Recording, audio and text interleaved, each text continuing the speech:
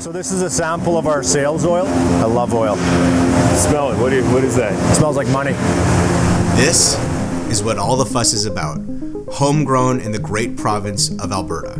Plant-based and organic if you go back far enough.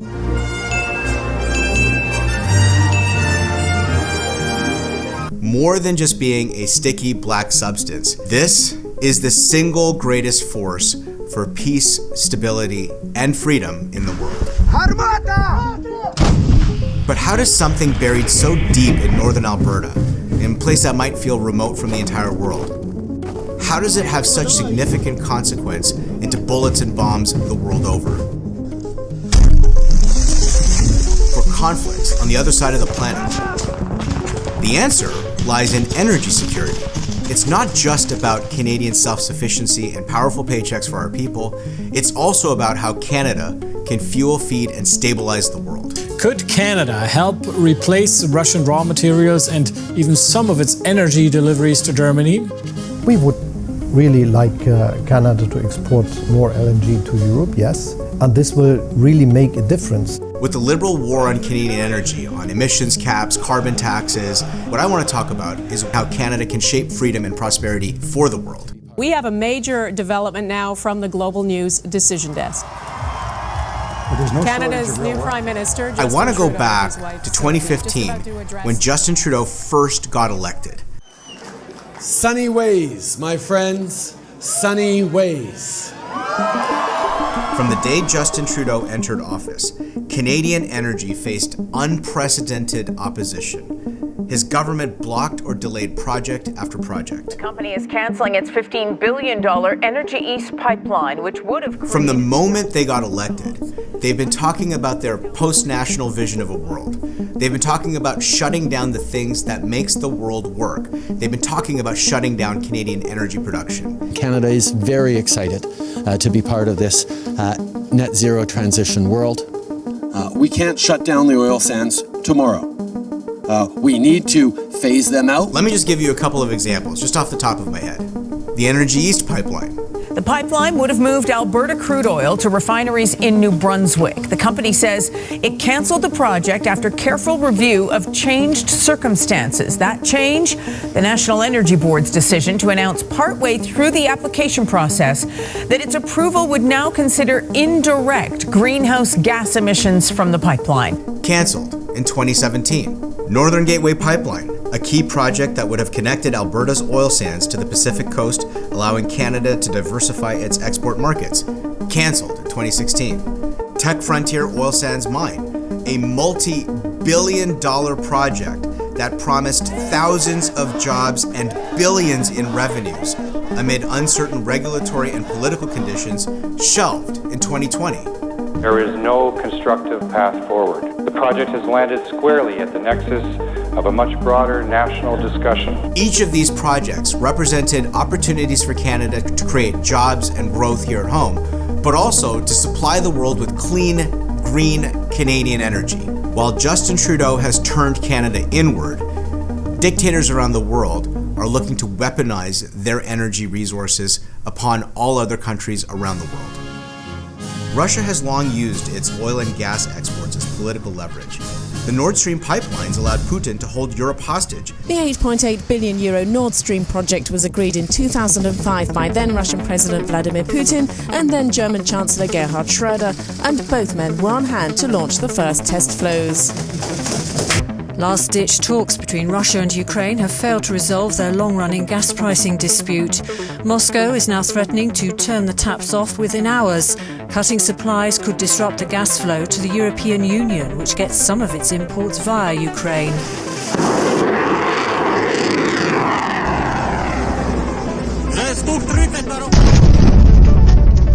Concerns are growing that Moscow may further reduce gas deliveries to Europe in the coming months. The EU is concerned that Russia may try and wreak economic and political havoc in retaliation for its support of Ukraine. Countries dependent on foreign oil are vulnerable. When pipelines are canceled or energy projects shelved, it's not just a Canadian issue, it reverberates worldwide. OPEC Plus nations manipulate oil prices to maximize their influence. By cutting production, they can destabilize economies reliant on affordable energy while funding their own agendas. For the new transition resources, China controls 80% of the refining of critical mineral supply for the world.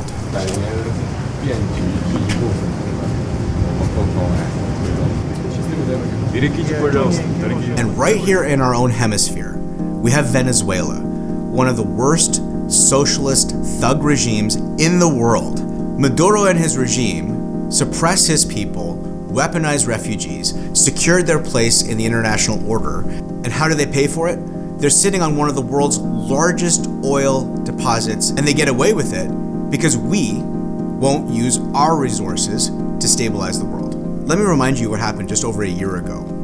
The Chancellor of Germany came to Canada with his Vice Chancellor. They came to Canada. They didn't go to America. They didn't go anywhere else in North America. They came specifically to Canada for one whole week. And in that 1 week, they begged for Canadian energy. We would really like Canada to export more LNG to Europe, yes. One of the decisions is that in a very, very short time, we build pipelines to the northern shore. We will build ports at many places for importing natural gas, liquid natural gas, LNG, and this will really make a difference. They wanted our gas. They wanted a deal that was better than the one they had with Russia, a deal that has been funding and fueling Russia's war machine upon the Ukrainians. But we did nothing. Prime Minister Justin Trudeau only promised to remove regulation to speed up future gas exports. So we are in a situation in the short term where we will do what we can to contribute to the global supply of energy and explore ways to see if it makes sense to export LNG, and if there's a business case for it, to export LNG directly to Europe. So no gas for now, but maybe later. So let me get this straight. At precisely the time, our rivals were increasing their energy dominance and leverage over our allies and friends, Canada, Justin Trudeau, was cutting production, ending pipelines, reducing Canada's energy footprint around the world. He said he did it for climate, but it didn't make a single lick of difference in international emissions. At the end of the day, our energy pollutes less and secures the world. Our oil is better than dictator energy that pays for the bloody wars we see breaking out around the world today. When we're talking about the cost of our decisions not to export our energy, think of the carnage you see in the world today. That's the cost. The price is being paid by innocent lives, people who are defending their borders, people who are defending their sovereignty, people who are defending their right to live in peace and freedom. That's the cost of Justin Trudeau's war on Canadian energy. But what if the world could turn to Canada? Ethical oil from a country with some of the highest environmental and labor standards on the planet. Let me show you how crazy this is. Come with me. Right over there, just beyond the river, is Quebec. That's a paper mill. That's how good our environmental standards are. We produce paper and dump it back into drinking water, knowing that it's perfectly safe for the people who live here. Our oil and gas defeats dictators. Our oil and gas helps end wars. The world needs more Canadian energy, not less, for energy security, for peace, for prosperity, and for freedom. The issues of energy, investment, and technology are the defining issues of our times. The question is, will we answer the call?